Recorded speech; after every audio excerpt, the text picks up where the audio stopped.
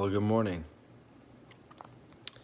It is Wednesday morning, and it's time to run.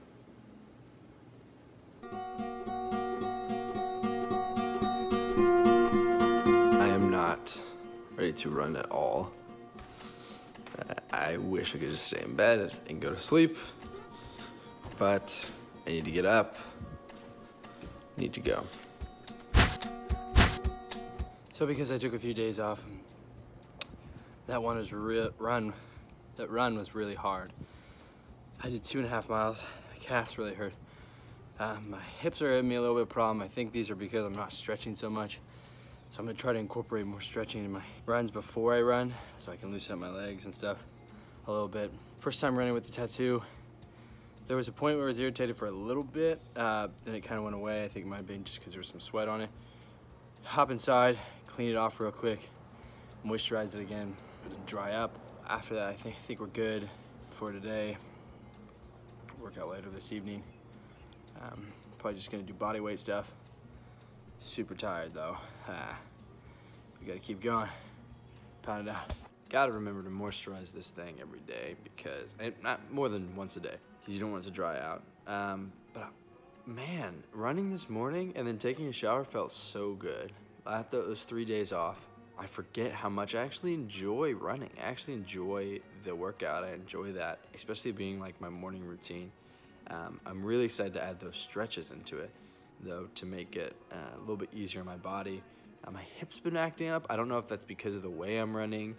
I'm putting too much, just smashing my ankles or my heels down too much. Not sure, trying to figure out why that is. If you by some chance know a reason why you hurt your hips while running, and my knees don't hurt, but just my hips, then go ahead and comment it down below. This video will be story time. We'll be telling another story about Micah, so be prepared. This one does have a tragic ending as well, but also a lighthearted and fun one.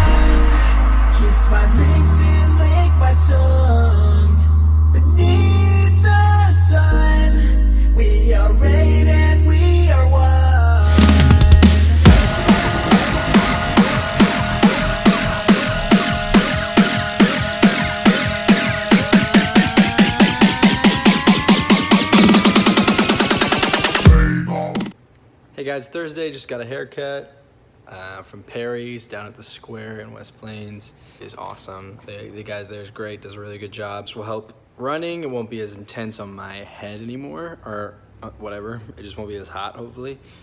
So I didn't run this morning, sadly, because I suck and I need to run more in the mornings. I don't have to, but I prefer to. So I'm gonna work out this evening with Jesse, and then I'm gonna have to run afterwards, which sucks, but you know, you gotta get it in. Guys, welcome to story time. Here is another story about Micah. I know it's been a little bit since I've told one, and by a little bit I mean like almost a week, a little over a week. This one is another scar. This one has to do with this bad boy right here on my eye. My brother Micah had the same scar on his face, and so did, I think it's my brother Jonathan had the same scar on the same side of his face, the same, not as big, but a little bit smaller. There's a lot of stories there to be told, but I'm gonna tell the one that happened to me and how Micah made me get this scar. So I was about years old. I'm gonna say 8 or 9. I was 8 or 9 years old. I was up in my bed and I had all these stuffed animals surrounded with me. I was playing with them. And so there I am laying in my bed, just minding my own business, playing with this bunny I had. And this bunny like had a missing ear. but this is like one of my stuffed animals. And Micah comes up out of nowhere, comes into the room, like stomping around, yelling at me, and then he grabs my bunny. And so I begin to freak out and be like, oh no, I start crying, and I like run at him, I start yelling, give me my bunny back, give me my bunny back. And so I'm running, I chase him down the stairs, and then I chase him through our living room, through our dining room, into our kitchen. And I talked about this area kind of in the other video, and how it worked is there's the kitchen up here, there's a kitchen here, then you would walk through this hallway area here, and you would go down these stairs, and there would be those 2 rooms. Well, in that hallway area, to the right, there was this little like breakfast nook type thing. And so he runs into this breakfast nook booth type thing, back to the back corner. And I go in there with him, and I grab my bunny, yelling, screaming at him, tears flowing down my eyes. I grab the bunny, and as I was saying about that kitchen, there was that kitchen in that hallway. Well, it had a doorway here that went into the hallway, and then it had a doorway that went back into the living room. So to kind of place it out, kitchen here, hallway going down this way, and then right here goes into the living room. Most important thing is remembering those doorways. So there was one doorway, and there was another doorway over here. So I'm running, or my bunny, tears in my eyes, and I turn around, and I'm turning so fast I can't really see. I'm running away, I'm screaming. Mike is kind of chasing me, and I'm turning so fast that that doorway that I was turning into, one of the sides, I smack with my face. And when I smack with my face, there is a nail sticking out of the doorway, and it goes straight into my face. And there I am, like nail inside of my face, screaming, crying, and I turn to pull away, and then it just cuts this entire thing open. And ooh, it hurt. And I remember just crying and crying, and I bet there's more that happened after that I do not remember. But I remember being so mad at my brother for getting hurt for the dumbest reason, for him just taking my toy. I remember my dad comes home, we rush to the hospital, and I just have this patch on. We go to one doctor and they say they can't do anything. Then we go to another doctor and they say they can't do anything. And when they go to another one and they say, well, you're gonna have to go to this plastic surgeon. And so, I mean, hours and hours and hours and hours, and doctors and doctors and doctors. Finally, we find someone that will do it. And then I'm sitting in the waiting room. I had to go to the bathroom, and my dad takes me to the bathroom. And I sit there and I'm looking, and he's like, do you want to see it? And I have a little bandage over. He's like, do you want to see it? And I'm like, no. And he's like, come on. He kind of like promised me, like, you can see it.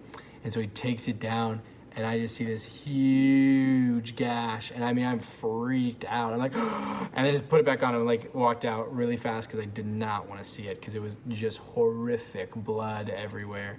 It was just like absolutely crazy. Finally, we get in there, give me our numbing medicine, and then they go ahead and sew it up. Felt like kind of just like a poke in my face. I didn't really feel it. I didn't really feel it that much. It was fine. And then it ended up being fine. We finished it. And then like a week or 2, maybe 3 weeks later, we had to go down to Florida. And so I had to get my stitches taken out.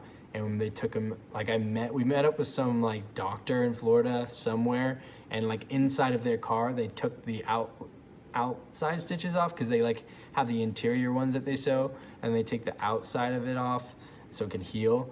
And I remember just being in like a car, and them just like clipping the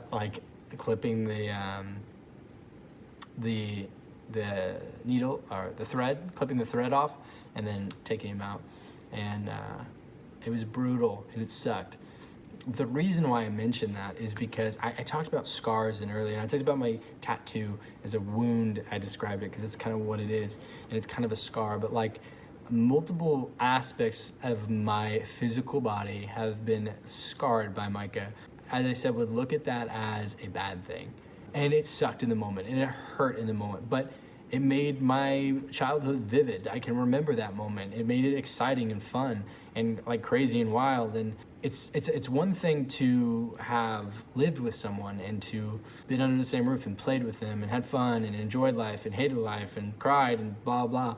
There's another aspect when you bleed with someone, when you've bled with them, you know, and when you have the same scar on your face. I hope you enjoyed this story. This was a crazy, funny one. I tried to separate them a little bit because there's not a billion of them. There's a lot of them, but there's not a billion of them. And I will continue to talk about those and continue to talk about aspects of my brother's hearts, of his heart more, and of mine. And I really appreciate all of your support and your help.